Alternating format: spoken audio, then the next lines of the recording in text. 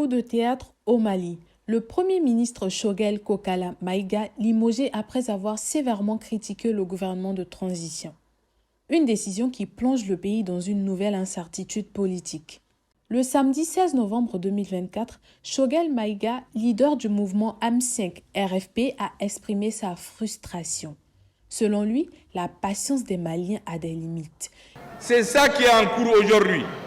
Et c'est pour cela que j'ai dit qu'il y a un spectre de la confusion et de l'amalgame qui plane sur la transition malienne.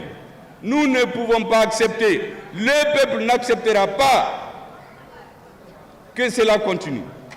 Le M5 ne l'acceptera pas. Nous pouvons faire preuve de patience, mais cette patience a des limites.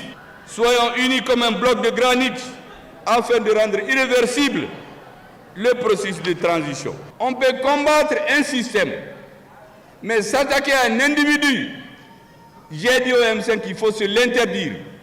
Celui que le Dieu a fait qu'aujourd'hui, il est le plus âgé, il est l'aîné sans être le plus âgé, pour paraphraser un ancien président, il a droit aux égards, au respect de tous les Maliens.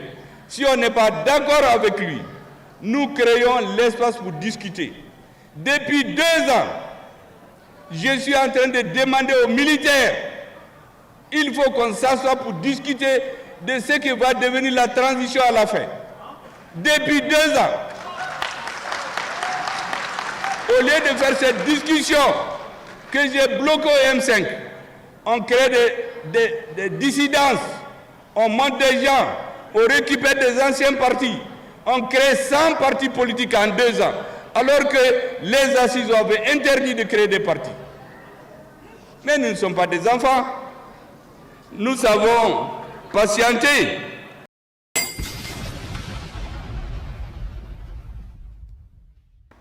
Il dénonce le retard de la transition politique et l'absence de consultation sur des décisions cruciales. Nommé Premier ministre en 2021 après le 2e coup d'État en 1 an, Choguel Maïga s'était en effet livré à une critique contre la junte militaire pour son exclusion des décisions importantes. En effet, il affirmait ne pas avoir été consulté pour des décisions majeures comme l'extension de la période de transition et s'est dit victime d'attaques orchestrées pour le discréditer.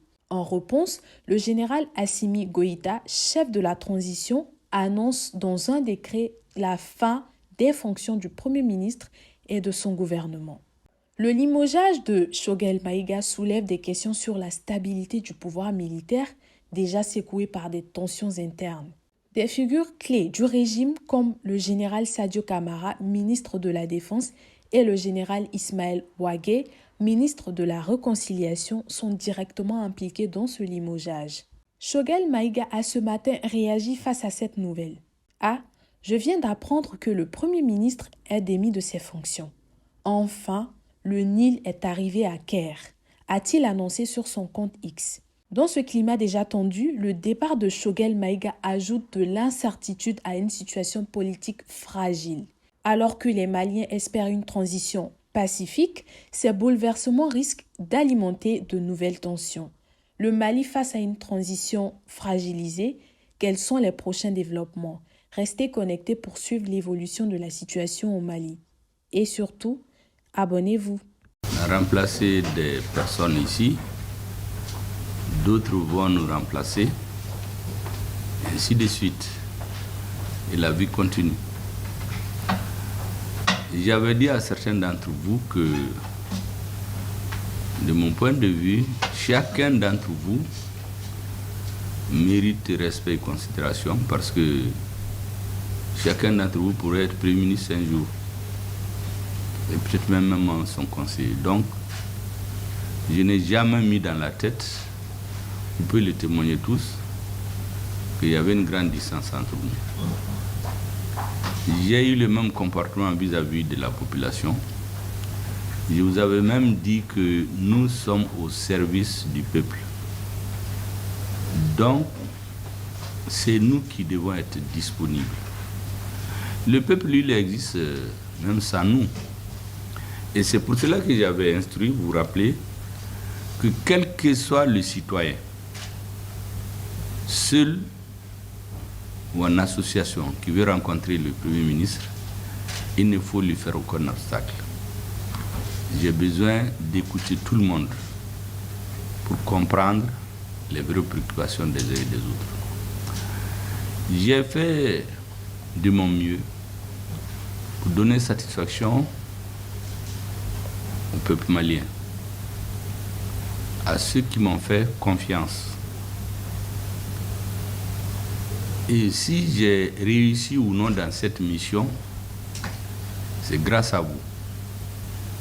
Parce qu'en réalité, tout le travail des fourmis qui se me fait à la base, en amont, c'est vous qui le faites.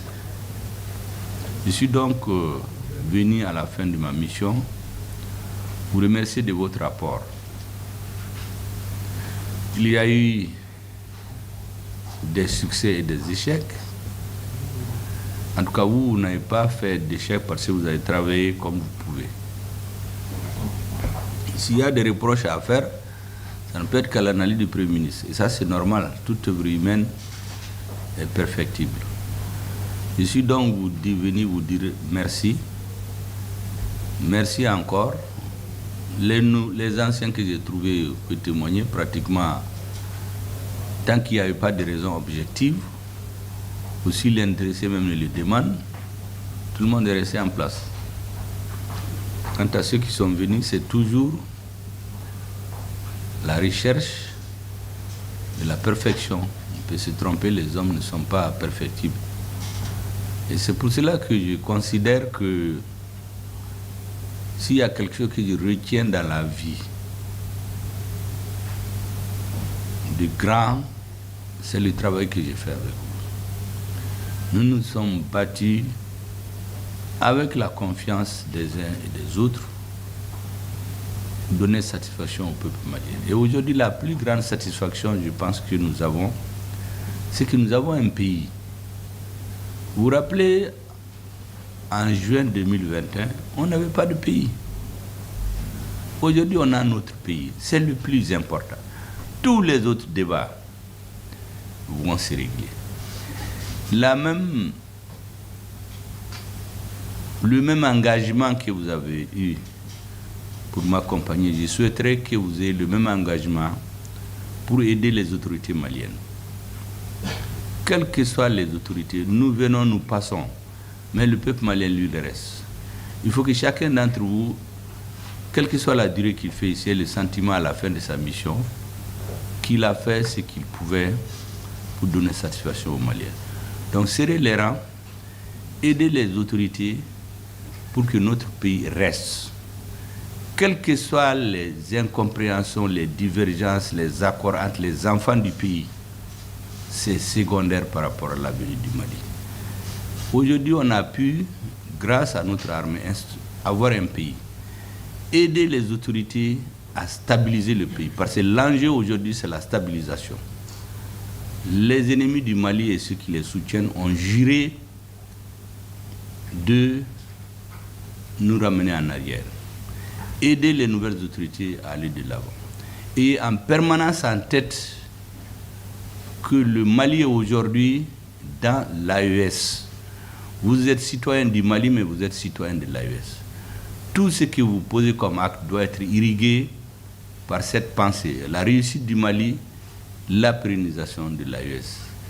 Et je sais que tous les Africains, tous les Maliens, de l'intérieur de la diaspora, tous les Africains, citoyens de l'AES, tous les Africains hors de l'AES, dans le monde entier, tous les hommes épris de paix, de dignité, de souveraineté, de respect de soi, vont être fiers de ce que les autorités maliennes ont accompli et continueront à accomplir.